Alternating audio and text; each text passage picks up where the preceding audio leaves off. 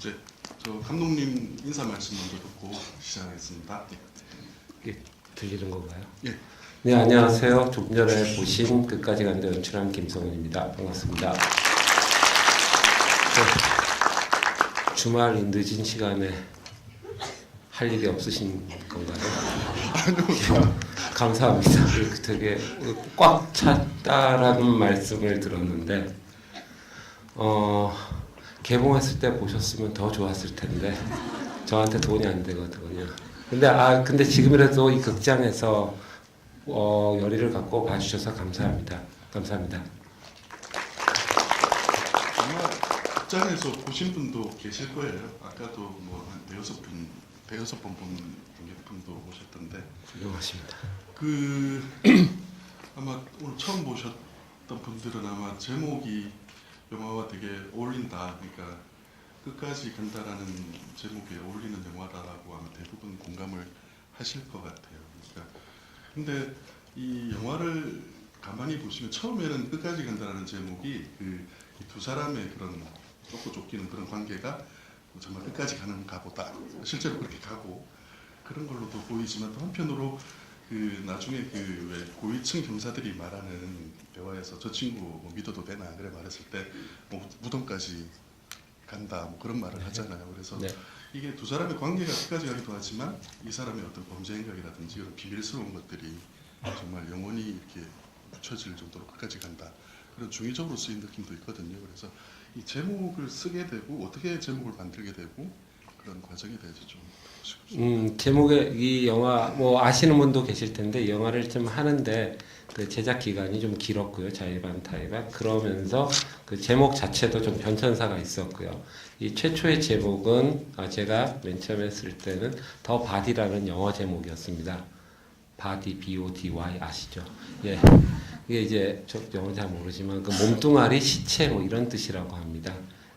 이 영화가 이제 몸에 대한 이야기고 육체에 대한 이야기고 그다음에 시신이 어떤 가장 큰 소재적인 면이 있어서 그런 바디로 시작을 했다가 제 동료 감독인 최근에 나의 독재자라는 영화를 찍으신 이해준 감독이 무덤까지 간다라는 제목을 추천해줘서 그 제목이 괜찮더라고요. 끝까지 가는 느낌으로. 그래서 무덤까지 간다라는 제목으로 영화 개봉 직전까지 있다가 개봉 직전에 이제 끝까지 간다라는 제목으로 바뀌었습니다. 그러니까 무덤까지 간다는 들으시기에 사실 무덤까지 간다, 우리 뭐 비밀을 끝까지 감춘다, 어떤 모든 행위를 할 때 끝까지 간다는 뜻으로 이제 무덤까지 간다는 표현을 쓰지 않습니까?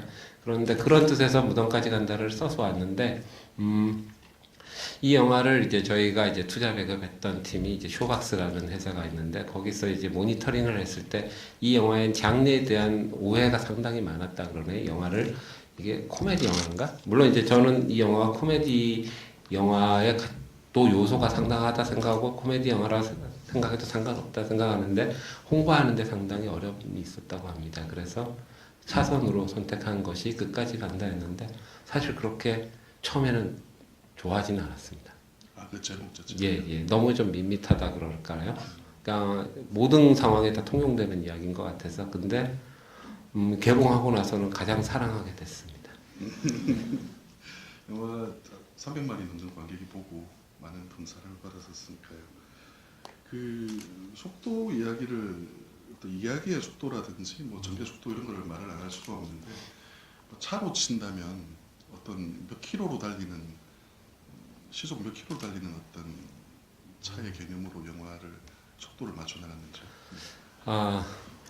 이게 저도 이렇게 빠를 줄 사실 몰랐는데 일단 뭐 제 스스로 이 속도의 절대 평가 100km다 200km다 그건 잘 스스로 하기 좀 민망하고 잘 모르겠고요. 그러니까 이렇게 빠를 줄 몰랐는데 오히려 빠르게 느껴주시더라고요. 제가 만든 것보다. 그런데 그러한 거는 처음부터 좀 갖고 있었어요. 이 영화는 꽤 빠른 영화, 나름 빠를 거라 생각했는데 이게 절대적인 스피드가 빨라서 빠르다기보다는 착시 효과라고 해야 되나요? 예를 들어 뭐 이야기도 그렇고 아니면 화면의 전개도 그렇고 상대적으로 빨라 보이게끔 앞을 느리게 함으로써 그리고 옆에 차가 예를 들어 한 30km 가는데 60km만 달려도 2배 속도니까 빠르잖아요. 그러니까 속도에 변화를 줘갖고 더 빨라 보이게끔 하자라는 그러한 것들은 있었고요. 그래서 그런 이야기 구조소에서 간간히 형사들에게 나른한 이야기라든가 아니면은 화면적인 구성에서 이 영화 컷이 무지하게 많다고 생각하시는 분들이 있는데 물론 적진 않습니다만 예를 들어 쇼커트 전에 한 2, 3분짜리 롱테이크를 넣으면서 오히려 더 컷이 많아 보이고 오히려 더 빨라 보이게끔 하는 그러한 장치를 좀 염두에 두었습니다. 그 인물이 전부 경찰이잖아요. 그러니까 네. 누가 악당이고 누가 뭐 선한 사람인지 모르겠지만 어쨌든 경찰의 인물들이 다 경찰이고 배경으로도 경찰이 많이 나오고 그래서 그런 경찰들이 하는 액션들을 사실 일반인들은 잘 모르잖아요. 그러니까 뭐 그 사람들이 뭐 범죄인을 잡는다 뭐 이런 정도만 알고 있지. 예를 들어서 뭐 그 이성윤 씨가 그 편의점에서 그 사람을 봤을 때 저 같으면 그냥 편의점에 들어가서 잡을 것 같은데 문을 두드리를 서서 걔가 반응을 하면 잡는다든지. 네. 뭐 그리고 뭐 특별한 대사들 있잖아요. 뭐 한국 경찰을 밀어달라든지 뭐 그런 것들을 보면 그냥 상상으로만 나올 수 있는 것들은 아닌데 내용을 보면 또 비리에 관련된 것들이기도 하고 그래서 경찰의 협조를 구했다 그래야 되나 아니면 스터디를 했다 그래야 되나 그런 건 어떻게 이루어졌는지. 그러니까 그 영화가 처음에 이제 개봉하고 인터뷰할 때도 가장 조심스러웠던 부분이 이 부분이었어요. 여기에 대해서 잘못 얘기를 하면 어떠한 직업에 대한 비하일 수도 있고 이 자리에 분명히 또 경찰분이 계실 수도 있고 그런데 뭐 사실 거기에 대한 소스나 어떠한 제 그 경찰에 대한 그러한 상에 대한 창조하는 거는 사실 뭐 제가 어렸을 때부터 봐왔던 신문 지상에서 봐왔던 그들의 일부겠죠. 극히 일부겠죠. 근데 극화되기 쉬운 극히 일부의 사건들을 아마 신문 지상으로부터 많이 봤던 것 같아요. 우리 그리고 아마 거기서 이제 수많은 비리와 수많은 좀 어처구니 없는 그런 모습도 보이지만 항상 어떤 영화 대사에도 나오지만 현실이 영화보다 세잖아요.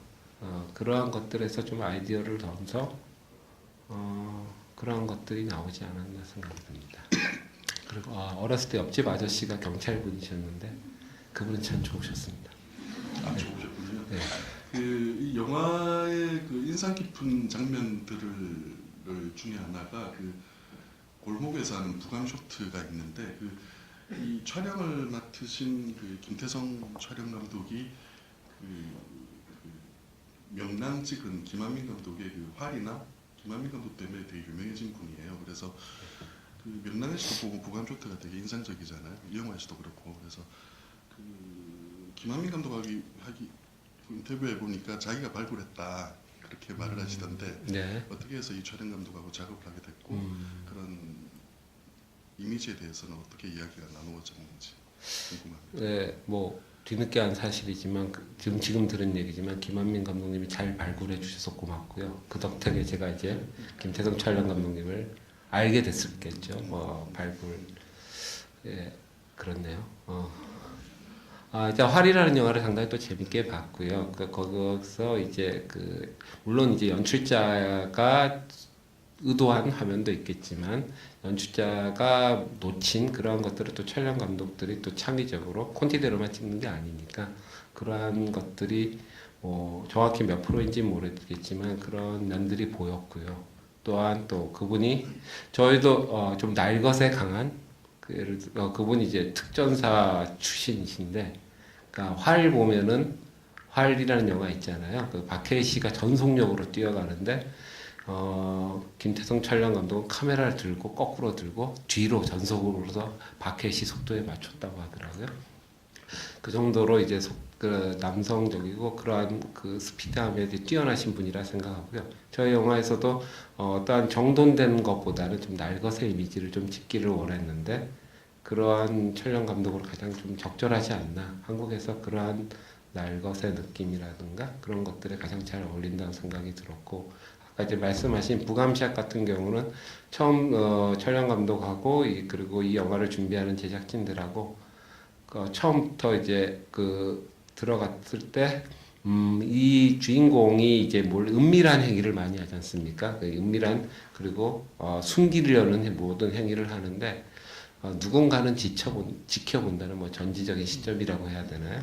아마 뭐 그게 신이 될지 어떻게 될지 모르겠지만 그러한 느낌을 자아내기 위해서 부감샷을 의도적으로 좀 많이 쓰고 싶었습니다. 이 영화를 처음 보고 나면 그 조진웅 씨가 맡은 캐릭터가 그렇게 늦게 나왔다는 거를 잘 기억을 못해요. 그러니까 물론 딴 분들은 어떨지 모르겠는데 저도 처음 보고 한 몇 개월 만에 어제 다시 영화를 봤는데 저는 조진웅 씨가 되게 앞에 나온다고 생각을 했었거든요. 근데 워낙 뒤에 이게 임팩트가 강하다 보니까 이 사람이 되게 초반부터 나와서 그렇게 활동을 했다고 생각했는데 저는 실제 시간을 계산해 보면 한 40분 정도 뒤에 조진웅 씨가 나오거든요. 근데 영화의 주인공이 그렇게 늦게 나오는 경우는 드물죠. 그리고 이 사람의 어떤 괴물성 그런 것들은 한국 영화에서는 되게 보기 힘든 인물이잖아요. 그 컨테이너 떨어지고 이런 장면에서는 아마 많은 분이 기겁을 하셨을 텐데 이 캐릭터가 어떻게 창조가 되었는지 모르겠습니다. 그 영화에 나오는 수많은 캐릭터가 저에게 다 소중했지만 가장 소중한 친구 중에 한 친구가 이제 그 조진웅 씨가 맡았던 창민이라는 역이 있는데요. 제가 봤던 여태까지 선배 감독들이나 먼저 만들어진 영화를 보면서 가장 열광했던 것들은 멋진 악당이 창조됐을 때 그때 가장 흥분했던 것 같아요. 그러니까 악당들의 이렇게 뭐 제가 좋아했던 악당들 보면 예를 들어 레옹에 나왔던 악당이 있었고요. 그리고 노인을 위한 나라는 없다에서 하비에르 바르뎀이라는 그 무시무시한 악당이 있었고요. 얼마 전에 돌아가신 히스레저 다크나이트의 그러한 악당들을 봤을 때 그 악당들은 잘된 영화 그리고 관객들이 좋아하는 영화에 그 개연성 있는 악당들의 모습은 하나같이 악당들은 자기의 그게 뭔지 정확히 설명은 할 수는 없어도 저 사람은 저러한 생각을 갖고 사는 어떠한 자기 철학이 확실한 사람. 그러니까 잘못해서 이 악당의 세기만 보여주려고 주인공을 괴롭히는 그냥 절대적인 악당만으로 들어오기 위해서 좀 개연성을 무시하고 편의적으로 쓰기가 사실 쉬운데 뭐 레옹의 게리 올드만이 보여줬던 물론 이거 상당히 좀 오래된 영화이긴 하나 자기 철학을 갖고 뭔지 행동하는 자기 주체적인 인물처럼 보이더라고요. 그래서 일단 우리 창민이라는 인물이 많이 나오지 않지만 그럼에도 불구하고 이 인물은 주인공을 괴롭히기 위해서 물론 영화는 괴롭히는 장면만 나옵니다만은 어떠한 자기의 목적 의식과 이 사람이 주인공을 괴롭히는 어떤 편의적인 그런 기능만을 소모하는 사람이 아니라 주체적인 어떤 주체성을 갖고 활동하는 인물이었으면 좋다라고 생각이 들었고요. 그리고 그 끝을 가늠할 수 없는 그러니까 제목도 끝까지 간다지만 이 악당의 끝은 과연 뭘까? 그러다가 모를 때 제일 무섭지 않을까? 그러니까 호러물 보면은 악당 안 나타날 때 제일 무섭잖아요. 그래서 이 인물이라는 것도 모를 때 제일 무섭지 않을까 해서 이 배경이라든가 그런 것들을 사실 좀 찍어놓은 화면도 있어요. 그 진웅 씨는 많이 아까울 텐데 진웅 씨가 맡았던 그 역할에 대해서 이 인물은 이런 인물이야라고 조진웅 씨의 그의 나와 발휘해서 그의 어떠한 성격과 그런 것들을 힘을 보여주는 장면이 있는데 그런 것이 들어갔을 때보다 빠질 때 모를 때 쟤는 도대체 어떤 아이인가 그럴 때 힘을 더 갖더라고요. 그래서 본의 아니게 빼게 됐는데 진웅 씨한테 다시 한번 미안한 것 같습니다. 조진웅 씨 캐릭터가 육체적으로도 뭐 정신적으로도 되게 강하지만 되게 교묘하고 되게 테크니컬한 부분도 많잖아요. 되게 일반인들이 모르고 있는 것들 그런 것들도 신출물하게 다 알고 있고 그런 캐릭터임을 생각해 보면 그 이선균 캐릭터를 그냥 고양이가 쥐를 다루듯이 그냥 보아준다라고 보기는 좀 힘든 부분이 있어요. 그래서 왜 다른 사람들은 악랄하게 되게 죽이거나 뭐 이렇게 해치고 하는데 이 사람이 열쇠를 행방을 갖고 있다는 그 이유 하나만으로 설명하기에는 너무나 많은 부분을 감싸주고 있다는 생각이 저는 들거든요. 네. 그래서 어떤 느낌이냐면 그 홍콩 누아르의 그뭐 첩별사원 같은데 보면 뭐 이수연과 그 주윤발이 알게 모르게 흐르는 그 동성애 코드라든지 그런 것들이 저는 이 영화에 어떤 흐르고 있다고 저는 생각하거든요. 그러니까 이 두 사람이 웬수고 되게 이렇게 적대시하는 관계지만 한편 특히 그 조진웅 캐릭터 같은 경우는 이 사람을 되게 좀 사랑하고 있는 게 아닌가 하는 그런 느낌이 들기도 해요. 어떤 씬을 보면 네. 특히 그 화장실 장면 같은 경우는 자세 같은 것들도 거의 성적인 느낌이 들 정도거든요. 그래서 그런 거는 전혀 뭐 제 그냥 상상인지 역시 해석을 잘 해주셨고요. 그런 얘기는 저희들이 우스개로 시작은 했지만 이런 얘기를 했어요. 그러니까 그 성균이 맡은 건수 역할도 아이는 있지만 지금 이혼한 상태로 혼자 살잖아요. 그리고 조진웅 씨는 그 사적인 영역이 전혀 안 보여주고,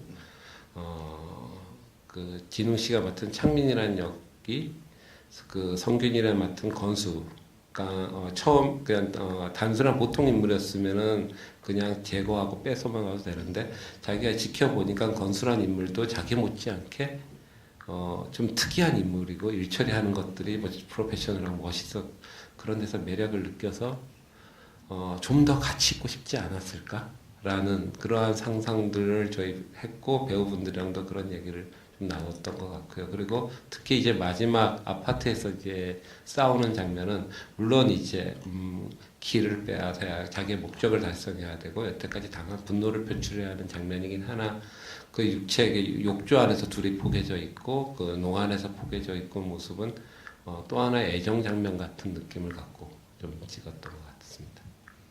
그 마지막 그 혈투 장면 막 서로를 깨물고 하는 그런 네. 장면을 보면 예를 들어 그냥 액션이면 뭐 정동훈 씨나 이런 분들이 그냥 액션을 짜준다고 그러는데 그 마지막 그 액션 장면은 정말 잘 만들어졌음에도 불구하고 저거를 누군가가 짜준다면 되게 이상할 것 같아. 되게 저 사람들이 그냥 관에서 싸우고 있다는 느낌이 드는 정도거든요. 그래서 실제 그 안무나 실제 연기는 어떻게 이루어져 건가요?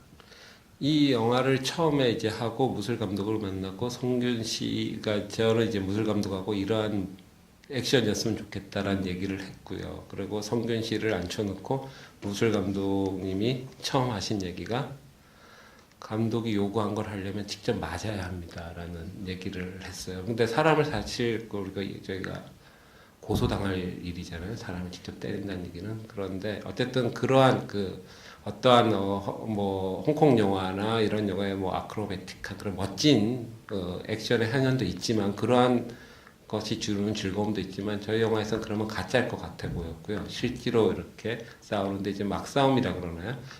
최근에 이제 막싸움도 많긴 하나, 그러니까 그 물리력이 부딪히는 그 육체가 뭐 예를 들어 80kg, 90kg에 꽝 부딪히는 육체가 직접 부딪히는 느낌을 좀 찍고 싶었고요. 그런 것들이 잘 부딪히는 영화가 예전에 옹박이라는 영화 실제로 있는데 그거는 너무나 싸움을 잘하는 옹박이고 우리가 나온다면 못하는 옹박. 그러니까 실제로 때렸으면 좋겠는데 때리면 안 되겠고요. 그러한 컨셉을 내서 처음 시작은 했으나 그럼에도 불구하고 이제 들어와서 합의라는 것들이 사람을 다치지 않기 위해서 합을 짜다 보니 관습적으로 의례적인 어떤 그 무술의 합이 들어갈 수밖에 없더라고요. 그래서 이렇게 준비를 했는데 그거는 그 말씀하신 그러한 장면 같은 경우는 이 영화의 가장 마지막 부분에 찍었거든요. 한 50회차 이후에 찍었는데 그때 정도 되니까 이 두 배우의 신뢰가 생겨서인지 합대로 하니까 좀 재미가 없었어요. 짜진 것 같고 우리는 짜진 거를 피하고자 했는데 그럼에도 불구하고 해보니까 이거 짜진 것 같은 느낌이다 했을 때 예를 들어 가고자 하는 출발지와 목적지 그 다음에 이건 했으면 좋겠다라는 것만 던져놓고 나머지는 두 배우가 기어가고 물고 뜯고 그걸 언제 물고 언제 이렇게 방어하고 했으면 그러한 장면들이 나오진 않았을 것 같아요. 그러니까 물고 뜯고 뭐 매달리고는 그 상황에 맞춰서 저기 예를 들어 곤충까지 기어간다면 그 목적지 가이드만 제시할 뿐 그리고 여기서 해야 할 거는 뭐 몇 가지가 있다 해서 하고 나머지는 그 배우분들이 절대적인 상황에 감정에 자기 그 당시에 육체의 소진 정도에 맞게끔 그런 거를 했는데 그걸 찍으면서 이 두 배우한테 너무 고맙다고 느껴진 게 찍다 보면 아무리 그래도 이게 진짜 싸우는 게 아니잖아요. 근데 그러다 보면 둘이 그러니까 한 사람은 좀 때리고 싶을 때 막아줬으면 좋겠는데 너무 힘들어서 딴 데 볼 수도 있고 그때 이 두 배우들이 자기 호흡에만 너무 치중해갖고 흥분해서 때리면 그때는 정말 큰 사고가 날 수 있는데 그러한 상황에서도 불구하고 상대방이 준비 안 됐을 때 살짝 기다려주는 그 저혈당 증세처럼 손이 막 바르르 떨릴 때 그러한 상황에서도 진웅 씨나 성균 씨가 서로 배려하면서 안 다치게 그럼에도 불구하고 약간의 이제 그 안에 보호대는 됐습니다. 그런 데 같은 데는 이제 치열하게 때리고 리얼하게 끌고 나가는데 두 배우가 만약에 초반에 찍었다면 절대 불가능했겠구나라는 생각이 들었어요. 그러니까 서로에 대한 믿음이 확실할 때 가능하지 않을까. 정말 서로 사랑하는구나 느낄 정도로. 그 둘은 워낙 술을 좋아하고 저 둘이 남녀였으면 정말 네. 그 오리지널 아이디어나 각본 쓰신 분은 감독님이시죠. 네네. 근데 아까 말씀하신 것처럼 그 이해준 감독이나 뭐 장현준 같은 네네. 기성 감독들이 5분 포함돼서 각색을 하셨잖아요. 네 그렇습니다. 이 영화도 처음에 감독님이 쓰신 부분과 지금 나온 부분은 다른 부분 중에 좀 인상적인 거나 좀 빠져서 바뀌어서 아쉽다거나 그런 것들이 있다면 어떤 건지요? 저번 주인가 제가 이제 다른 작품을 쓰면서 이 작품의 초고를 한번 읽어봤어요. 끝까지 간다는 초고를. 그러니까 맨 처음에 썼을 때 뭐 이랬었구나라는 걸 느꼈는데 어쨌든 그래서 한 5분의 이제 각색자가 있었고요. 각색자의 성향 예를 들어 뭐 이해준은 이해준대로 장항준 감독은 장항준 감독의 그들의 장점들이 있지 않습니까? 그런 장점에 맞춰서 큰 도움들이 됐던 것 같고요. 다만 그 수치가 몇 프로인지 그거는 뭐 정확히 모르겠는데 하여튼 이 작품을 완성하는 데 있어서는 큰 도움이 된 것 같습니다. 저만 이야기를 하면 안 돼서 네. 원래 이 행사 자체가 관객분하고 연결을 해드리는 게 목표이기 때문에 저는 질문하는 게 좀 더 많긴 한데 일단 관객분한테도 마이크를 좀 드려야 될 것 같네요. 그래서 손 들어주시면 여기 먼저 들으셔서 좀 이따 드릴게요. 먼저 마이크 전달하겠습니다.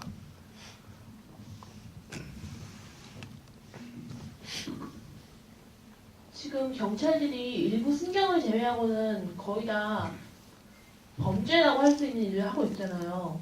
사건을 묻는다거나 뭐 어디 돈을 받고 유흥업소 같은 데를 좀 돈 감아 준다거나 이런 경찰들의 부정적인 면이 많이 부각이 됐는데 그 점 관련해서 좀 안 좋았던 얘기나 이런 거 들으신 적 있나요? 뭐 비판 여론이 있었다거나 뭐 경찰분들한테 예. 의리 안 되었다 이러고 뭐 편지 같은 걸 받으셨다거나 뭐 그걸 받았다면 협박으로 느꼈겠죠. 근데 어쨌든 그런 건 없었고요. 물론 그렇게 물론 저희 영화에 담겨 있는 게 어떻게 보면은 어떠한 특정 그러한 집단을 조롱이냐 비하라고도 분명히 여길 수 있는데 제가 일단 직접 뭐 그러한 것들을 받은 거는 한 번도 없고요. 어떠한 뭐 공무원분이 질문을 한 적은 있어요. 어떠한 Q&A에서 한국의 어떤 공무원 꼭 저렇지만은 않다라는 걸 알아줬으면 좋겠다. 그래서 저희 영화가 그러한 착한 경찰을 담으면은 재미가 없잖아요.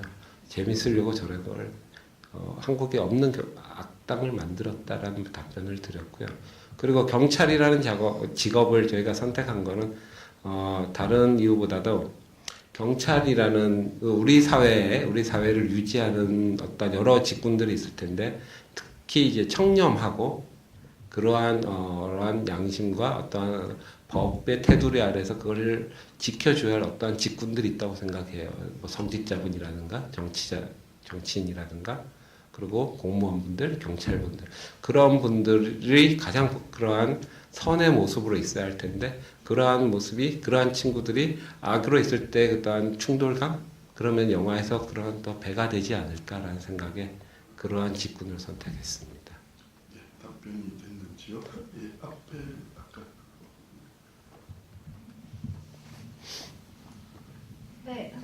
좋은 영화 재밌게 잘 봐서 감사드립니다. 저는 크게 두 가지 질문이 있는데요. 첫 번째 질문은 조금 이게 무리한 질문일 수도 있겠지만 감독님께서 시나리오를 쓰셨잖아요. 근데 진짜 끝까지 가잖아요. 그래서 쓰면서 스스로 내가 이렇게까지 가도 되나? 이거를 나중에 수습 못하면 어떡하지? 겁났던 스스로 순간이 있었는지, 혹시 만약에 그런 순간이 있었다면 어떤 대목에서 가장 겁이 나셨었는지가 궁금하고요.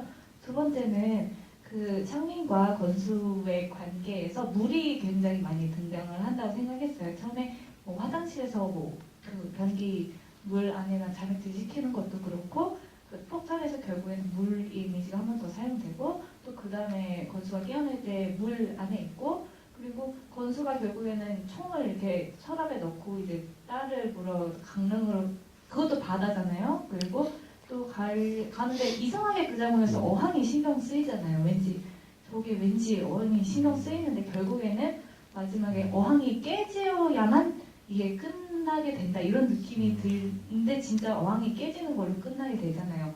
그래서 왜 그렇게 물의 이미지를 중첩을 시키셨는지, 그게 의도된 것인지, 마지막에 어항을 왜 깨져야만 했고, 만약에 의도가 됐다면 어떤 의도에서 그런 중첩을 사용하셨는지 궁금합니다.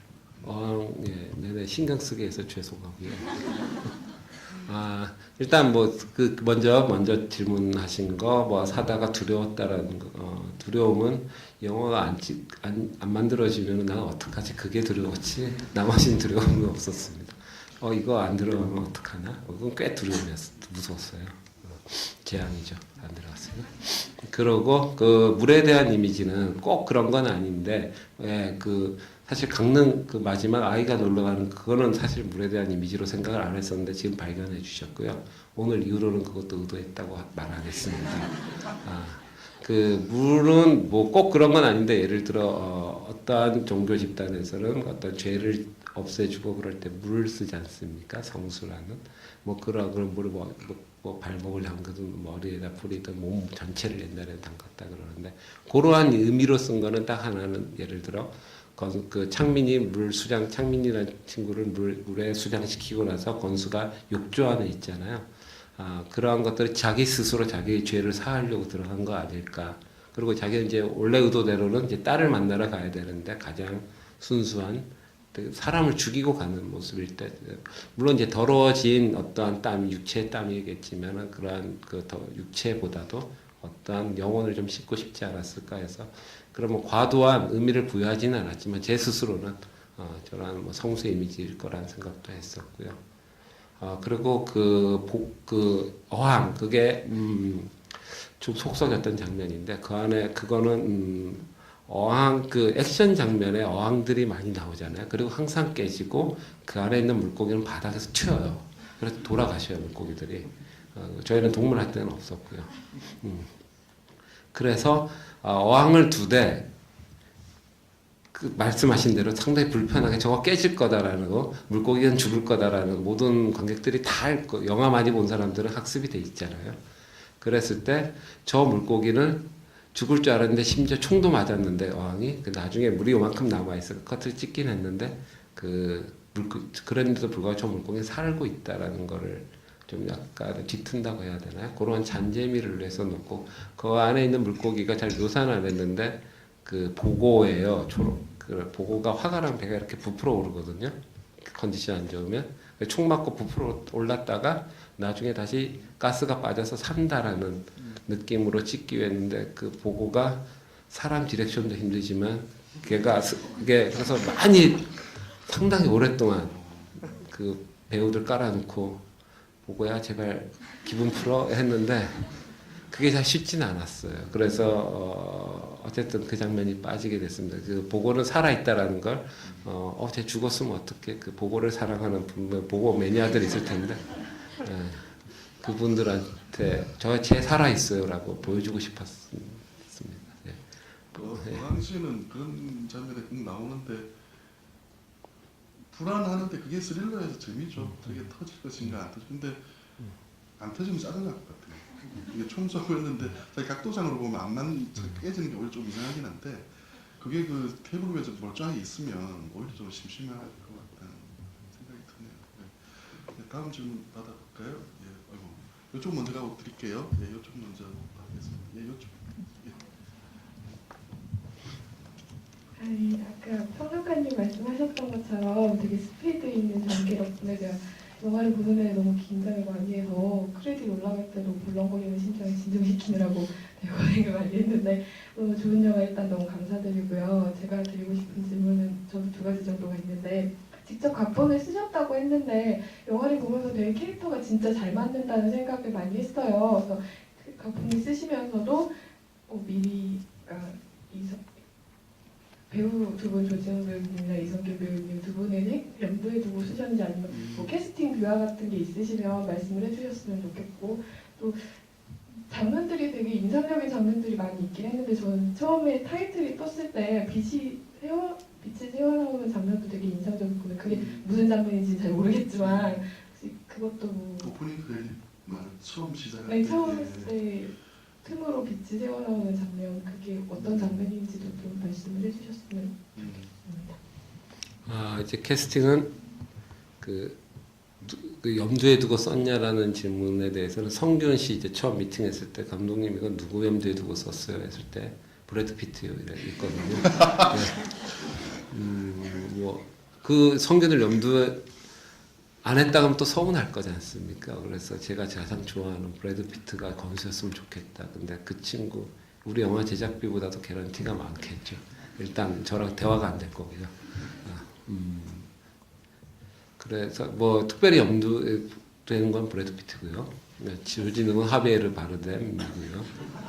예, 그렇고요. 그리고 근데 왜 성균을 캐스팅한 거에 대해서는 그 여러 질문이 많이 나왔었는데 거기에 대해서 그 주인공이 정의로운 인물이 아니잖아요. 저희 영화가 가장 큰 약점이었어요. 이 영화가 늦게 들어가게 된 그러고 많은 사람들이 우려를 했던 것 중에 하나가 저희 주인공이 정의로운 인물이 아니기 때문에 나쁘더라도 맨 마지막에는 비교적 정의로워진다고 하는데 저희는 끝까지 크게 정의로운 행위는 안 하잖아요. 그 친구가. 그래서 이러한 것들이 주인공으로서 가장 큰 약점이었고요. 저는 이제 매력으로 봤으나 근데 이제 그런 악당을 영화를 보면서 100분 내내 110분 내내 저희가 또 욕을 하면서 볼 수는 없는 거고 아무리 악당이라도 주인공이니까 감정이입을 시켜야 되고 어떠한 연민이라 그러한 응원을 하게끔 만들어야 되는데 물론 그 시나리오상 스크립트상 그 캐릭터로서 창조되긴 하지만 배우 자체가 그런 힘을 갖고 있다면 상당히 유리하다고 봤어요. 근데 성균 씨라는 친구가 그 기존에 나왔던 거 보면 좀 달달하고 목소리 좋고 참 억울한 투의 말을 하시고 그리고 착한 이미지잖아요. 국민적 그러한 이미지를 차용하는 것은 상당히 큰 도움이라고 생각했고요. 그리고 그 친구는 어떠한 이 영화를 제가 영화 내내 견지하고 싶은 태도였는데 어떠한 그 장르적인 틀에 갇힌 연기 그런 걸 좀 피하고 싶었는데 성균 씨는 그 되게 사실적인 연기 예를 들어 홍상수 감독님 연기 보면 딱 그 학생 같고 그 교수 같고 그렇지 않습니까? 그 자리에 있는 그 사람 같고 성균 씨가 그러한 연기에 탁월하기에 그렇게 해서 캐스팅을 했고요. 제 말이 길어지다 보니 두 번째 까먹었어요. 뭐였죠? 그 빛은 그거를 지금 장면에선 볼 수 없는데 건수가 성균 씨가 무덤을 파는 장면 있지 않습니까? 그 무덤을 팔 때 그 안에서 본다면 빛이 들어오겠죠. 근데 저희가 프롤로그로 그러한 장면을 사실 준비를 했었어요. 그러니까 프롤로그로 누군가가 땅을 판다 그러다 보니까 이성균이다라는 그 뒤에 나오는 장면을 미리 이제 프롤로그에 보여주는 준비를 했고 그러한 장면에 앞서서 그러니까 땅을 파는 거니까 그 장면에 앞서서 크레딧에서 그 흙이 하나하나 헤쳐지면서 이제 빛이 들어온다 그런 느낌으로 저희가 촬영을 했던 겁니다. CG팀이 이제 찍어줬고요. 예. 그 장면이 좀 더 길었으면 좋겠다 싶던데 다시 보니까 되게 짧더라고요. 저는 되게 길었다고 생각을 했는데. 예, 아까 이쪽에 질문 이쪽에 좀 전달해 주세요.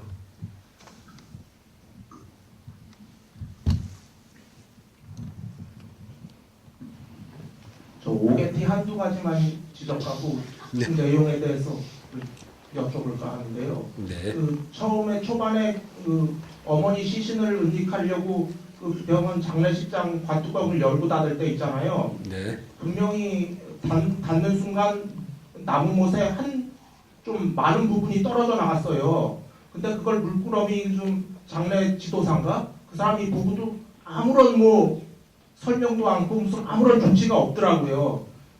그게 첫 번째고 네. 두 번째가 그리고 거기 장례식장 문에 그 상조회사랑 그 단체 버스 상조회사인가 그 단체 버스랑 단체 버스의 그 상조회사가 명이 좀 틀리더라고요. 아, 그 그런가요? 제 기억으로는 아마 정확히 생각이 저도 안 나지만 예, 분명히 예. 틀렸던 것 같아요. 네. 그리고 마지막 극중 내용 장면으로 해서는 그리고 신동미 씨랑 여기 이성균 씨랑 남매지간이잖아요. 네, 그렇습니다. 근데 보여지는 호흡이 완전 부부 사이예요. 그리고 진짜 그 한쪽 그 신동민 씨 남편은 극중에서 없어도 괜찮을 것 같아요. 진짜 제가 보기에는. 네. 예, 제가 드리고 싶은 말씀은 그거였습니다. 아, 예. 다행히 옥의 T라고 말씀해 주셔서 감사하고 옥의 T가 있는 영화가 낫지 T에 옥이 들어간 영화가 더 안 좋을 거라 생각하고요. 일단 썰렁했네요. 아, 그리고 예, 이거 지적 잘 받아서 다음에는 더 좋은 영화로 찍도록 할게요. 그리고 그거는 뭐 영화에 꼭 전달될 필요는 없는데 제 의도가 그냥 그 의도는 그 부서졌는데 그 잘 보신 것 같고요. 그거 장의사가 이렇게 보고도 넘어가잖아요. 그러니까 뭐 그게 꼭 설명될 필요는 없다고 저는 생각을 했는데 아마 장의사 마음은 사실 제가 그 비하인드로 썼는 이야기는 장의사가 싸구려 못을 쓴 거예요. 저거 깨졌다. 원래 좋은 재질을 써야 되는데 온나무 뭐 이런 거는데 싸구려를 써갖고 깨져서 자기도 이렇게 좀 찔렸다는 생각이 들고 그 장례 버스 앞에 붙어 있는 그거는 아마 아닐 거라고 생각합니다. 그 업체 걸 저희가 받았었기 때문에 그 합찬 들어온 네, 그리고 예당인가요? 예담 예 그쪽은 예 협찬을 받아서 장례식장이 소망이고요. 예, 그 업체는 예담이었습니다. 장례식장과 업체는 다를 수 있다는 것을 다시 한번 밝혀드리고요. 예, 알겠습니다. 예. 저 괜히 미안하다 말을 해야 되는데. 예, 죄송합니다. 알겠습니다. 예, 다음 질문 받아볼까요? 예, 뒤에서부터 한 분씩 내려오겠습니다. 예, 맨 뒤에 흰 티 입으신 분. 네. 네, 저 오늘 끝까지 간다 영화 세 번째 본 것 같은데 네, 봐도 끊임없이 재밌어서 너무 감사하고요. 제가 여쭤보고 싶은 거는 오늘 이제 보니까 눈에 띄는 게 있었는데 마지막에 그 돼지 그 뭔가 거기를 갔을 때 그 주인이 고추를 옆에다가 화분을 두고 저걸 따먹더라고요. 그래서 그렇게 먹는 씬도 처음 봤고 그렇게 혹시 의도하신 거나 아니면 그런 코믹 코드를 어떻게 생각하게 되셨는지 궁금합니다.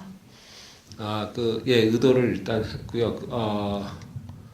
그 장소를 저희가 헌팅을 갔어요. 맨 처음에 저희가 그 시나리오 쓸 때는 그렇게 써 있지는 않았어요. 어떠한 실내 공간이라고 생각했고요. 그랬었는데 촬영장 헌팅을 갔는데 그 마당에 고추가 그 주인이 좀 특이한 주인이셨는데 엄청 많는 거예요. 거기에 심지어 스프링클러 같은 본인이 만든 거를 고무추브로 해갖고 뭐 뿌리고 있더라고요, 분수로. 그거 보고 좀 아이디어를 저거를 직접 이 공간에서 고기를 구워 먹으면서 따 먹으면 어떨까라는 생각을 가져서 그냥 그 집주인이 저에게 준 아이템이었죠. 그래서 했는데 저희가 실제로 찍을 때 그게 그 당시에는 이제 여름 헌팅에 갔었고요. 실제로 찍을 때는 거의 이제 끝물이라고 11월 말쯤이라서 고추가 다 돌아가시고 난 다음이었어요. 그래서 살아있는 고추를 구하기가 물론 이제 화원에는 있겠지만 고추는 옮기면 그 다음날 바로 시든다 그러더라고요. 뿌리가 딱 들면 아마 그 고추가 서울대 대학원에서 그 관리 중인 연구 중인 그 서울대 대학원에서 그날 아침에 빌려갖고 하나만 따먹겠다고 연구 중인 고추였는데 그래서 연구 중인 고추라서 그랬는지 엄청 매웠다 하더라고요. 그 돼지금고 사장님으로 나온 분은 되게 유명한 각본도 쓰시고 감독님이세요. 그 장진영 씨 유작인 연애 참이었나요? 네, 맞습니다. 그거 감독하신 분이세요? 그래서 되게 좋아하는 네. 감독님. 권상우 씨하고 송승헌 씨 나오고 숙명이라는 영화도 웃기는 찍으셨죠. 연기를 너무 잘하셔서 나오기만 해도 웃음 배우. 근데 그 사금고 있잖아요. 네, 그게 저는 보면서 너무나 당연히 있을 거라고 저는 생각을 했는데 그런 사금고요. 어제 네. 다른 분하고 이야기하다 보니까 그게 현실적으로 있겠냐라고 근데 그게 진짜 뭐 어디 있는 거를 창조하신 거예요? 아니면은 아니요, 뭐 전혀 제가 게을러 갖고 그렇게 발로 뛰면서 자료를 조사하지는 않고요. 뭐 올드보이 사람 그렇게 가두는 근거도 있는데 뭐 이거 없겠어. 거기에서 내가 잘 드러나지는 않은데 그 돼지 근거 간판 안에 밑에 있으면 썩는 것도 봤습니다 이렇게 써 있거든요. 그러니까 사람도 가둘 수 있다라는 뜻의 저 나름만 알고 있는 겁니다. 그래서 올드보이 여기서만 가뒀지 않았을까 뭐 이런 생각도 있었습니다. 네. 북한 앞에 분이 계셨죠? 예 여기 예. 네, 영화 너무 재밌게 잘 봐서 감사하고요. 저 마지막에 이성균이 가방을 들고 가잖아요. 그때 이제 이성균이 마약을 생각하고 그 작은 가방을 들고 가나 이런 생각이 들었거든요. 그래서 혹시 그 생각이 맞는지 아니면 돈을 정말 조금 있다고 생각해서 그렇게 들고 간 건지 궁금하고요. 그리고 저는 그 어머니 관 속에 시체를 넣는다는 발상이 너무 재밌고 신선했거든요. 그래서 그런 생각은 어떻게 나왔는지 그리고 그 대상이 어머니라고 지정한 거는 어떻게 생각을 하시게 된 건지 궁금했습니다.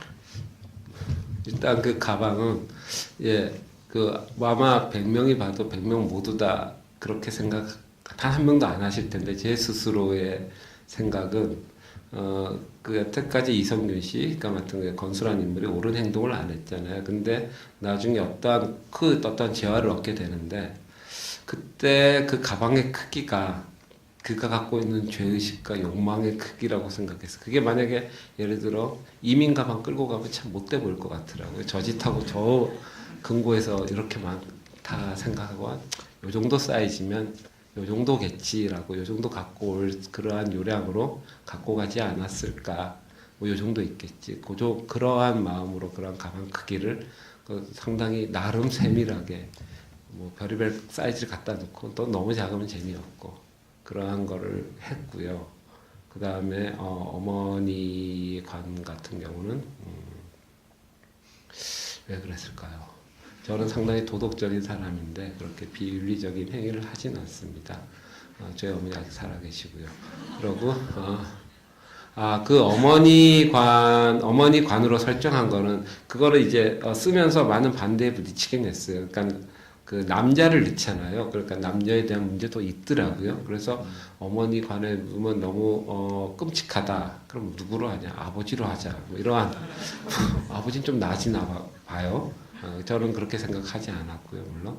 그리고 어머니로 한 이유는 그게 극도의 나쁜 행위를 하고 했을 때 제가 생각하기에 끔찍한 생각이지만 실제로 일어난다면 지구상에서 나의 죄를 감춰줄 사람이 단 한 명 있다면 끝까지 진짜 무덤까지 감춰줄 사람이 있다면 어머니지 않을까라는 생각을 해서 어머니 관으로 했고요. 어머니 관이라고 한 이유는 그 요즘에도 이제 시신을 안매장하고 나면 웬만하면 다 걸리잖아요. 그분들 그 살인을 나쁜 행위를 하고 몰래 감출 때 되게 게으른지 되게 얕게 묻지 않습니까?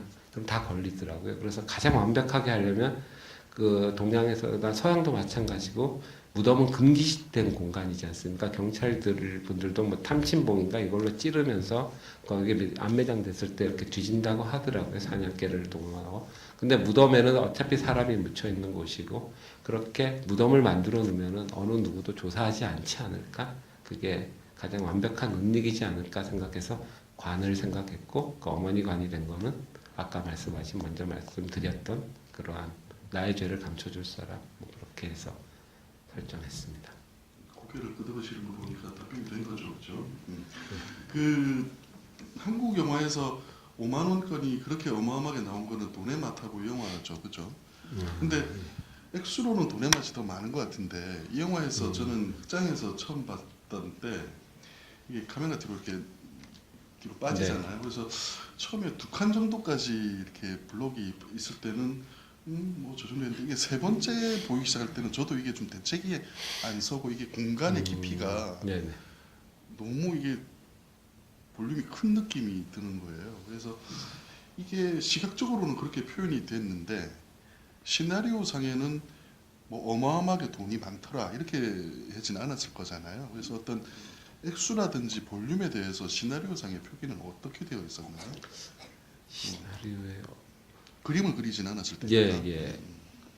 엄청난 금액이라고 써있던 것 같고요. 그리고 콘티를 짜면서 이제 구체화시켰던 것 같은데, 그러니까 한 박스를 만들면서 이 금액이 얼마인지 이렇게 일단 테스트를 했고 한 박스 그게 하나의 랩으로 쌓여 있는 게 아니라 한 요만한 박스 이렇게 해서 다 단위 쌓여 있는 금액들이거든요. 이 박스가 얼마 일단 그래서 측정을 했고 과연 얼마를 가져야 평생을 도망 다니면서도 그런 엄청난 그 돈을 갖고 나면 아마 건수란 인물은 불안과 스스로의 불안과 쫓겨다닐 것 같은데 스스로 불안으로부터 그랬을 때 뭐 생각했던 금액이 하다가 아마 그 금액이 한 800억 정도로 나오는 걸로 알고 있어요. 예, 그래서 그 정도면 예. 어마어마하고. 예.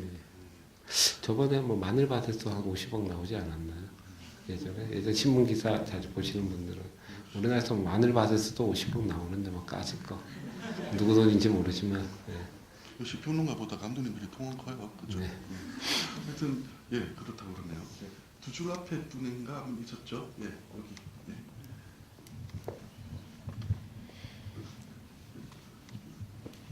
안녕하세요. 영화 재밌게 잘 봤고요.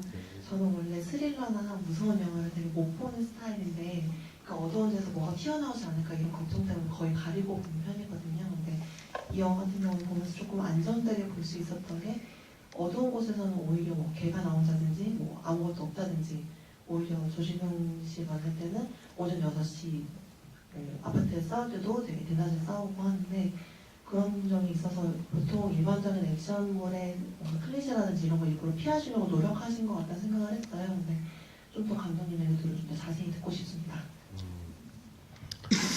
제가 이 영화를 뭐 아까도 서두에 말씀드렸지만 자의반타이반 좀 오래 걸렸고요. 오래 걸리면서 이 얘기를 하고 나니까 그런 걸 다 컨트롤했다라고 지금 말씀드릴 줄 아실 텐데 그러진 않고요. 그것까지 다 컨트롤하지 사실은 못했고요. 하다 보니 그렇게 됐어요. 그러니까 그런 건 있었어요. 그러니까 아까 클리셰를 피했다라고 하는데 비교적 좀 피하고 싶은. 그러니까 이 영화가 한두 줄로 요약을 하면은 너무 뻔해 보이더라고요. 비리 경찰이 더 나쁜 악당과 만나 싸우는 이야기. 뭐가 새로워? 하나도 새롭지 않은데. 근데 이거를 그러니까 신호부로 요약을 했을 때 사람들로부터 매력을 많이 못 끌었어요. 저는 일단 제작사나 배우나 투자사한테 매력을 설득을 해서 이 영화가 들어가야지 않습니까? 그런데 이 신호부로 썼을 때 어느 누구도 흔쾌히 받아주는 분은 없었던 것 같아요. 그랬을 때 이거를 되게 뻔할 것 같은 이야기지만 전혀 뻔하지 않게 뻔할 것 같은 이야기지만 뻔하지 않게 찍고자 좀 노력을 했던 것 같아요. 그래서 하나하나 일반 내가 봐왔던 영화에는 이렇게 됐을 때는 이걸 좀 틀어보면 어떨까 뭐 그런 생각을 좀 많이 했던 것 같습니다.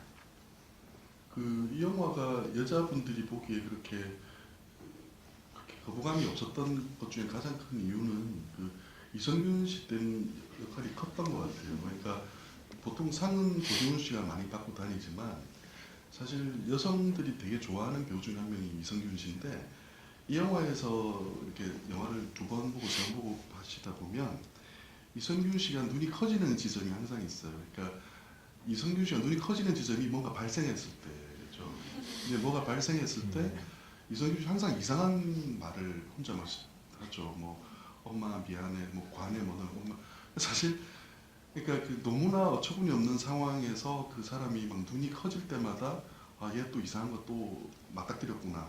근데 그 다음에도 이성균 씨가 되게 어처구니 없는 또 대사 치죠. 그래서 그런 것들이 이 영화를 블랙 코미디처럼 만드는 거예요. 예를 들어서 조진웅 씨만 있었다면 되게 괴물 같은 남자가 설치고 다니는 아주 무서운 영화였을 텐데 이쪽에 이성균 씨가 있음으로 해서 그런 코미디 같은 것들, 그런 부드러움을 보는데도 되게 무리가 없이 보게 되는 게 아닌가 싶어서 저도 조진웅 씨 생각을 원래 많이 했었는데 다시 보다 보니까 이성균 씨 역할이 되게 크구나 그런 생각이 들더라고요.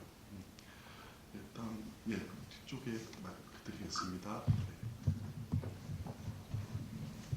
되게 별거 아닌 걸 수도 있는데 제가 한 3-4번 정도 봤는데요. 계속 눈에 걸리는 장면이 박창민이 계속 손을 씻고 하는 그런 장면들 보면 약간 저 혼자 생각을 한 건데 약간 결벽증 같은 느낌을 계속 받았거든요. 그걸 의도를 하신 건지 의도를 하셨다면 어떤 느낌으로 그런 장면을 넣으시는지 그게 좀 궁금했어요. 그 의도 저희가 이렇게 의도한 대로 봐주셔서 일단 감사하고요. 여러 번 봐주셔서 감사하고 아마 창민이란 인물은 결벽증이 있다라고까지는 말하고 싶지는 않았어요. 그런데 그러한 행위가 결벽증처럼 보이잖아요. 그래서 일단 창민이라는 인물을 구축함에 있어서 얘는 제가 이제 가장 이 영화를 찍으면서 피하고자 하는 얘기가 예를 들어 성균한테나 진웅 씨한테나 인물 어떤 인물을 했을 때 한 줄 정리는 절대 하지 말자라고 생각을 했어요. 그러니까 우리 일상에서도 쟤 이런 사람이야 이렇게 말하면 그 사람 정말 그렇게 정리되는 사람은 없지 않습니까? 만약에 진짜 그렇게 정리된다면 걔 되게 착한 사람이야, 무서운 사람이야 이렇게 예를 들어 뭐 단순한 사람이야 하면 그 말 자체가 되게 그 인물을 단순하게 만들고 그 인물이 아마 한두 마디로 정의된다면 진짜 옆에 주변을 보셔도 그런 인물이라면 정말 재미없잖아요. 그런 인물이 일상에도 재미없는데 돈 주고 보는 영화에 그런 인물이 나온다면 얼마나 재미없을까요. 그래서 일단은 정리되지 않는 사람, 그러나 그럼에도 불구하고 그 사람은 어떤 특성이 있을 거예요. 그래서 말씀하신 대로 제 어떤 강박이 있나 뭐 이러한 것들 추정케 만드는 그러한 장치로 이런 것들을 좀 방법으로 그런 것들을 많지는 않지만 요소에 좀 집어넣지 않았나 넣습니다. 그렇다고 하네요.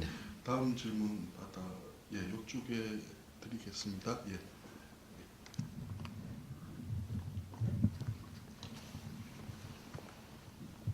영화 잘 봤습니다. 저는 이렇게 영상을 가끔 오다 보면 식량을 느낄 때가 있어요. 어떤 날은 그냥 의도 없이 오는 매진인 거예요. 그래서 줄을 서서 이제 대기자로 들어오곤 하는데 그건 과연 뭐를 상징하는 건지 모르겠어요. 극장에서 볼 때하고는 좀 그게 다른 것 같거든요. 관객들이 오는 게 뭐 토크쇼 할 때든지 GV를 한다든지 이러면은 그런 경우도 있는데 오늘도 그런 경우였고요.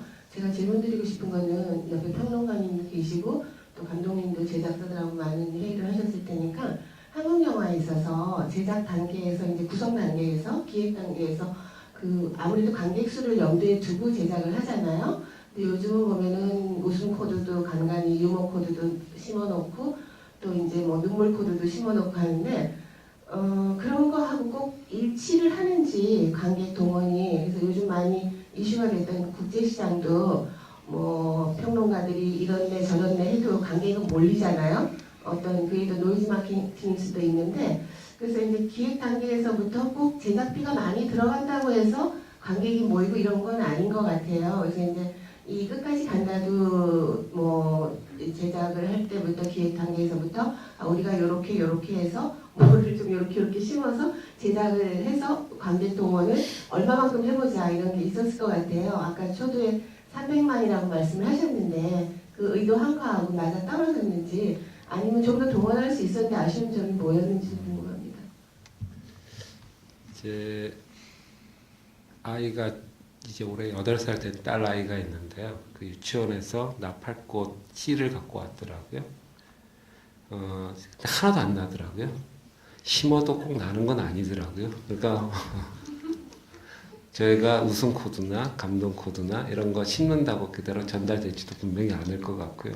그런 거 물론 더 큰 영화는 그렇게 하는지 모르겠습니다만은 최소한 저희 영화를 할 때는 그러한 어떤 방법론 쪽에서 물론 이제 웃음 코드가 있고 하지만 그런 의도적으로 들어가야 한다라는 것들은 이걸 넣어야 예를 들어 말씀하신 대로 기획 단계에서 이 정도 사이즈의 영화를 찍을 수 있다. 뭐 그렇게 접근은 이 영화 최소한 이 영화만큼은 그렇게 접근하지 저뿐만 아니라 그 제작사 투자사 분들도 그렇게 접근하지는 않았고요.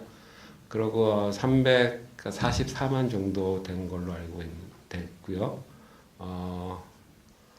큰 감사한 수치입니다. 저희에게 너무나 뭐 저희 우리나라가 5천만 되지 않습니까? 근데 저희가 15세 미만 떨어내고 뭐 어쩌고저쩌고 하면 상당히 많은 사람이 봐주셨고 예. 충분히 감사합니다. 어머니께서 그런 걸 아시는 게 되게 신기하네요. 네. 회사에서 왜냐면 저희 같은 사람은 그런데 초대 못 받거든요. 예. 평론가들이 그런 데 갈 이유가 없는 거니까. 왜냐면 아니 텔레비전도 많이 하잖아요. 케이블에서 요즘 오늘 예. 상임원에 대해서 했는데 예. 저희가 느끼지 못하는 걸 굉장히 많이 지적을 하시더라고요. 그래서 근데 보고 나면 그게 사실 뭐 어떤 회사인들 뭐 관객이 안 들려고 뭔가를 넣을 리는 없죠. 근데 사람의 앞에 군도 때도 비슷한 질문이 나왔는데 뭐 흥행이라든지 그런 것들은 예측한 대로 된 영화는 있어요. 제가 그런 감독도 만나봤어요. 명랑 감독을 만났더니 2년 동안 그 자기들이 딱 계획한 대로 촬영이 맞춰졌고 자기들이 원했던 대로 관객이 딱 온 거는 맞지. 근데 그거는 그렇게 됐기 때문에 그래 말할 수 있는 거고 대부분의 상업 제작사에서는 그거를 바라고 찍죠. 예를 들어서 망하려고 영화 찍는 사람은 없으니까. 근데 그거를 준비를 하는 거와 뭐 그거에 진짜 관객이 어떻게 드느냐의 문제는 뭐 심지어 정치적인 상황이나 사회적인 상황도 반영될 때가 있어요. 그런 거기 때문에 제가 앞에도 그렇게 말씀을 드렸는데 되게 마법 같은 거죠. 그게 우리 손을 떠났다 이런 말이 아니라 저는 솔직히 별로 그런 걸 별로 안 믿어요. 뭐 끝나고 난 다음에 뭐 해서 뭐 됐다 뭐 극장에 가면 뭐 엄청난 관객들이 표를 사잖아요. 예전에 비해서 더 많은 관객들이 멀티플렉스 앞에서. 근데 그 사람들이 다 기계적으로 어떤 원인이 있어서 그걸 영화를 본다고 저는 생각 안 하거든요. 그냥 데이터로 와서 볼 수도 있고 여름에 밤에 더운데 집에 있기 싫어서 나와서 볼 수도 있는 건데 거기에다가 이유를 다 들이대는 거는 오히려 사람을 되게 모욕하는 걸 수도 있겠다는 저는 생각이 들어서 저는 그런 질문을 할 때가 있어요. 기자들이 전화 와서 뭐 이 영화 흥행이 된다. 근데 그런 거를 말하는 거는 사실 이게 좀 그런 거죠. 근데 그건 잘 아시는 건 참 신기합니다. 예, 다음 질문 받아보도록 하겠습니다. 예, 이쪽에 가까우니까 먼저 받고 드릴게요. 예. 네, 영화 잘 봤습니다. 먼저 질문하고 싶은 게 제가 영화를 전공하는 학생인데 이 영화가 친구들로부터 작년에 굉장히 신선하고 재밌다 해서 많이 저도 보려고 했는데 놓쳐서 우연찮게 오는 기회가 되고 GV도 있어서 찾아와서 직접 물어보고 싶었던 게 많은데요. 먼저 친구들한테 들었던 평가대로 정말 영화 시작부터 지금까지 완전히 주의력을 훔쳐간 영화예요. 그래서 되게 저도 좋았고요. 이제 영화를 첫 영화 찍고 나서 지금까지 되게 긴 공백 시간 거쳐서 만들어지셨는데 아까 인터뷰 도중에도 많이 엎어지었다는 얘기도 하셔서 저는 전반적인 이제 제작 과정과 시기를 또 알고 싶고요. 그리고 이 시나리오 모티브를 어디에서 얻었는지 굉장히 듣고 싶습니다. 예, 알겠습니다. 이 첫 데뷔를 제가 2006년도에 애정결핍이 두 남자에 미치는 영향이 2006년도 11월 17일 날 개봉을 했어요. 하루 정도 틀릴 수 있습니다. 예. 그러고 이 영화가 14년도 5월 29일 날 개봉을 했으니까 아마 제가 집에서 감금됐던 게 한 7년 반 정도 집에 나오지 말라고 해갖고 예, 그런 거 있는데, 그러니까 예전에 그런 이제 선배 감독들 중에서 월드컵 감독이라고 불리는 분들이 있어요. 4년에 한 편씩 찍는다고. 근데 지나고 보니까 월드컵도 꼬박꼬박 참가만 하면 참 훌륭한 거다. 하나 건너뛰고 예, 제가 독일 월드컵 할 때 찍고 있었거든요. 근데 요번 하나 건너뛰고 나오더라고요. 그러면 참 그랬었는데 그 사이에는 물론 이제 다른 작품을 준비를 하다가 계속 그 전문적인 용어 있지 않습니까? 영화 쪽에서 엎어진다라는 그렇게 엎어지는 영화들이 좀 제법 있었고요. 그러다 하나 두 개 엎어지면 그게 한 4년 가거든요. 그렇게 해갖고 좀 시간들이 공백기 있었던 것 같고 이 작품에 대한 첫 아이디어는 제가 인터뷰할 때도 좀 얘기를 많이 했던 부분이긴 한데 한 번 더 말씀드리면 볼베르라는 그 페드로 알모도바르의 영화가 있습니다. 그 영화가 전혀 이런 영화는 아니고요. 거기 보면은 여주인공이 자기 딸이 실수로 살해한 어떤 남자 동거남을 살해하게 돼서 그 나쁜 남자의 그 딸을 성추행하려고 그래서 살해가 됐고 그 엄마가 아까 말했던 하비에르 바르뎀의 부인 그분이 그 실제 그 냉장고에 넣어서 강둑에 묻는 장면이 있어요. 근데 그 영화는 거기에 집중하는 영화도 아니고 다른 영화인데 한 장면이 나오는데 그거 보는데 제가 불안감이 그 여배우를 응원하는 입장에서 걸리기만 안 될 텐데 저렇게 되게 상당히 낮게 묻고 그 강둑에 묻는 우리나라는 강이 범람하잖아요. 그 하천이 비가 많이 오면 이제 4대강에서 범람 안 하려나? 그건 모르겠습니다. 안 하신다 그러셨으니까 범람 안 하겠죠. 예, 범람하면 걸리겠다라는 불안감이 싹 드더라고요. 그러면 거기서 시작을 했어요. 그러면 어디에 죄는 벌어졌고 어디에 은닉을 해야 가장 완벽한 은닉이 될까 해서 아까 질문에 하신 것처럼 그러한 수순을 밟아서 어머니가 그래서 거기에서 이제 아이템을 얻게 됐습니다. 어떤 거창한 서사라든가 메시지에서 시작은 하지 않았고요. 그러한 상황적 아이디어에 대한 궁금증 저거를 해결하려면 어떻게 해야 하는가 거기서 시작을 해서 영화가 앞으로 뒤로 이렇게 뻗쳐나간 것 같습니다. 한국에서 개봉한 영화예요. 그러니까 귀향. 예, 귀향이라는 페넬로페 크루즈가 예. 나오는 영화고요. 거기서도 엄마의 이야기가 나오네요. 그러고 보니까. 예. 그러니까 그걸 볼베르 귀향으로 아마 보아하실 수는 있을 거예요. 예. 다음 질문을 말씀하신 시간이 주최측이 어디가 됐지? 일단 질문 받도록 하겠습니다. 예.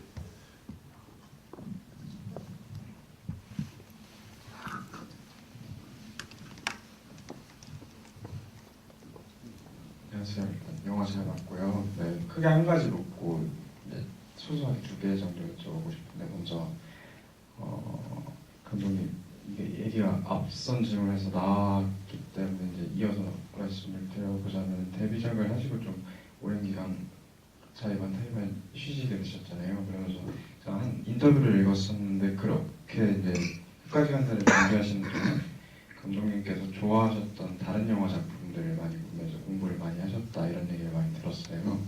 이렇게 요겨내는 방식도 있을 것일 텐데 뭐 그런 것에 대해서 여쭤보고 싶고 또 아까 뭐 클리셰 얘기도 나왔었는데 저는 항상 꼭 이 작품에서 무조건 피해간다는 생각은 들지 않았거든요.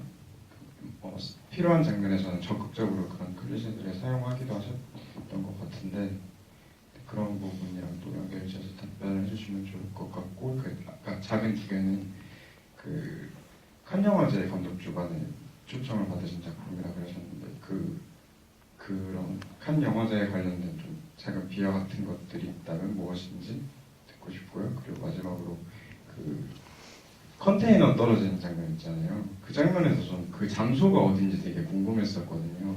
그 다리가 원스 어폰 타임 인 아메리카에 나온 그런 다리처럼 생겨가지고 혹시 로케이션이 현실에 있는 장소는 어딘지 궁금해서 네. 알겠습니다.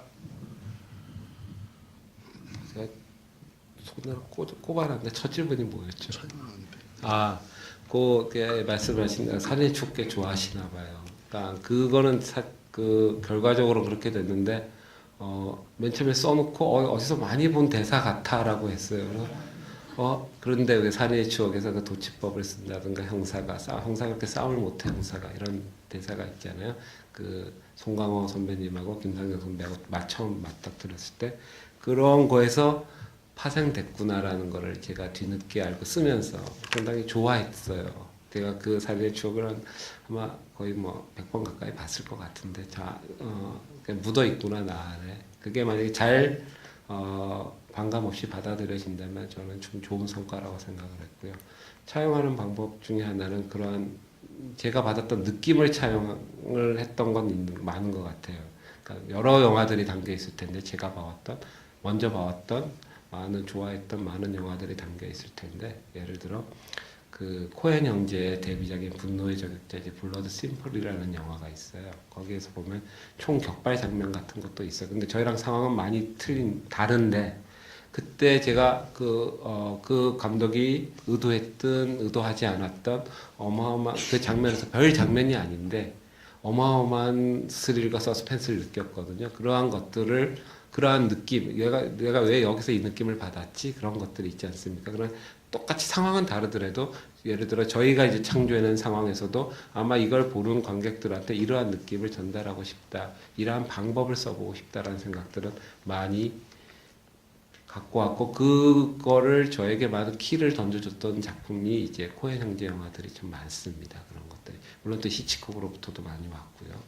하여튼 그건 그렇고 두 번째 큰 거 두 번째 네? 클리셰는 이제 피하고자 했는데 왜 맞습니다.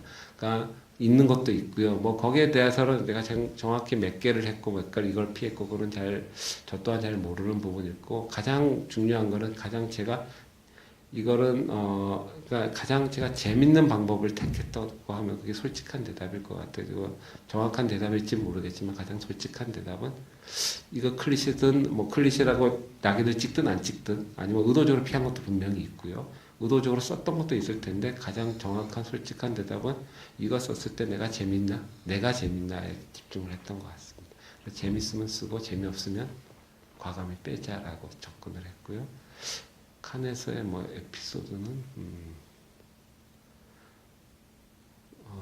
매일 술 먹었던 거. 거기서 가장 좋았던 거 의도하지 않았던 해변가를 걸어가는데 거기서 이제 그 부산처럼 무료 상영 해변가에서 그 거대한 스크린에서 하더라고요. 거기서 저는 이제 스크린으로 본 적은 없는데 거기에 영어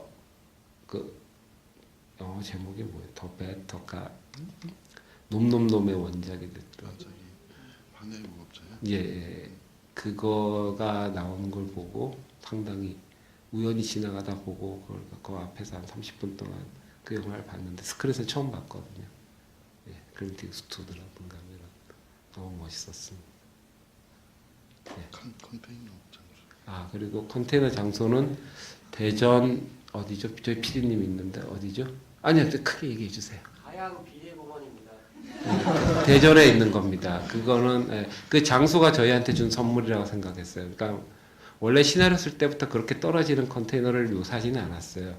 그러니까 시나리오를 썼을 때는 거대한 덤프라고 사실 썼고요. 근데 덤프 아까 그 클리셰잖아요. 뭐 그냥 사람 가장 쉽게 처리하는 방법 중 하나가 덤프 트럭이 와서 치는 거지 않습니까? 느닷없이. 근데 너무나 많이 봐왔던 장면인 것 같아서 그걸 피하고 싶었고 그랬을 때 다른 거 헌팅을 하기 위해서 그러한 헌팅 장소를 찾았는데 너무 기괴하기도 하고 멋있더라고요. 그래서 거기서 뭐가 떨어지면 어떨까? 어떤 친구가 아이디어를 줬고 그래서 하나의 장면이 좋게 보셨다면 여러분들이 만족감을 느끼셨던 그런 장면이 나왔던 것 같습니다.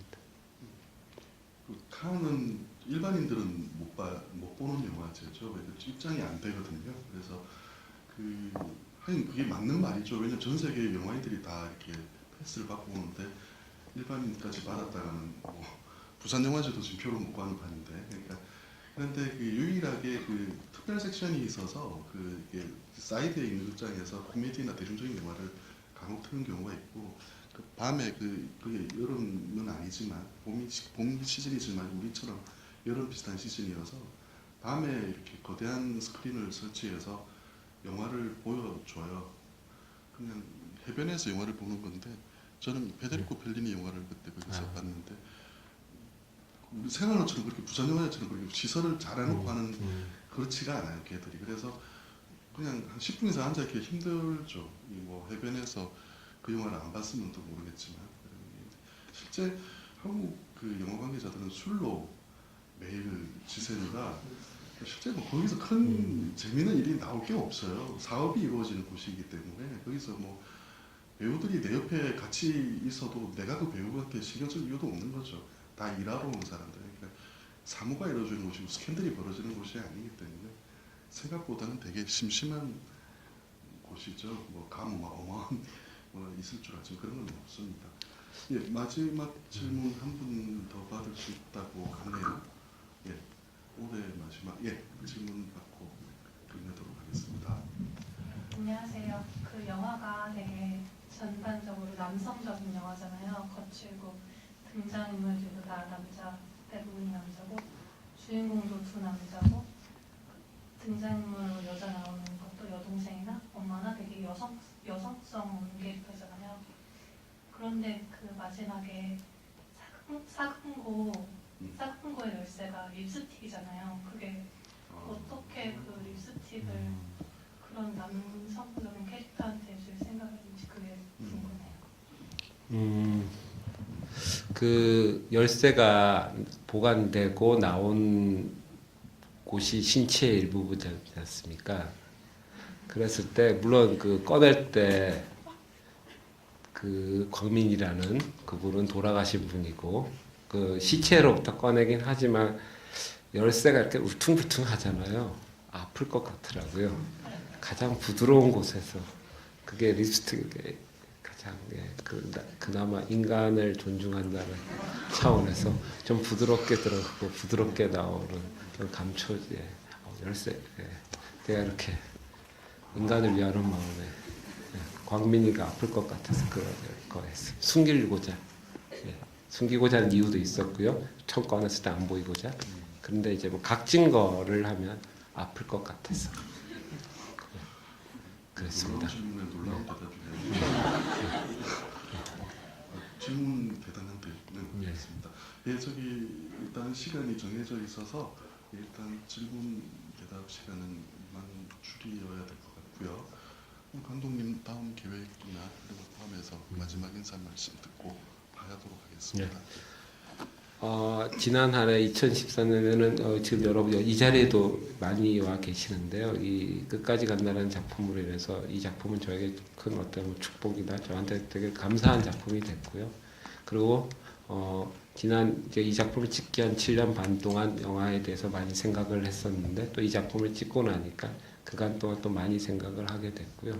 저 하나 더 얻어서 이제 올해 또 다른 작품을 지금 현재 쓰고 있는데 목표는 이제 올해 안에 찍으려고 하고요. 또 저번처럼 8년 걸리면 가정 생활이 안 되니까요. 빨리 좀 찍어야 할 것 같은데 뭐 장르는 앞으로 찍어야 할 장르는 뭐 이것 전 작품도 장르를 제가 모르고 좀 시작을 했는데 규정하지 않고 이 다음 작품도 그 장르를 뭐라고 말해야 할지는 잘 모르겠습니다만 살짝만 말씀을 드리면 거기서 똑같이 한 인물이 좀 어떠한 고난을 겪는 처음부터 끝까지 그런데 의도하지 않았는데 이 끝까지 간다는 성균이라는 건수라는 인물의 시종이가 돌아다니면서 어떤 고난을 겪고 고난을 헤쳐나가지 않습니까? 근데 의도하지 않았는데 이번 작품 같은 경우는 한 공간에서 처음 끝까지 이렇게 좀 갇혀진 공간에 있는 한 인물을 그릴 것 같습니다. 이게 엎어지지 않는다면요. 영화가 잘 되기를 바라는 마음으로 박수 부탁드리겠습니다.